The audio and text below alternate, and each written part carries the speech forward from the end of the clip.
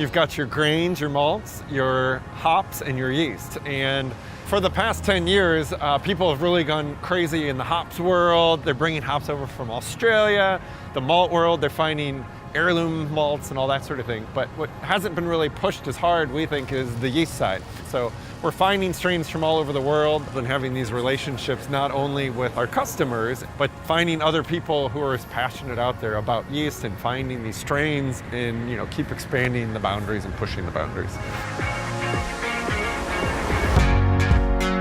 It used to be that people would add things like fruit or other flavorings to the beer. Now they're really starting to understand the role that yeast can play in developing those unique flavors and those unique styles. Right, yeah, I mean, yeast can obviously play a huge role. I mean, a Hefeweizen yeast from Germany is going to produce huge amounts of banana and clove flavors. You know, that's not what you're going to want if you're making an American Pilsner. So, you know, yeast choice is essential, and they can either bring a huge amount of flavor to it or kind of stay in the background and let you focus on the malt and the hops. That, I think, is what's really interesting for a lot of folks who don't really think about the flavor components of yeast. They're just thinking that yeast makes alcohol, but it makes a lot more than that. Right.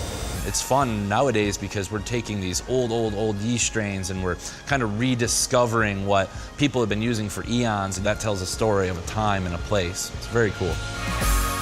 It's a lot of fun to get out and get to talk to the brewer and get to know them personally. We look over our strain lists, we get to go see their system, try their beers. It's a really great, intimate kind of relationship to get to know them. And there's nothing more flattering than to get to try a beer that somebody is so proud of because you helped them make that with yeast.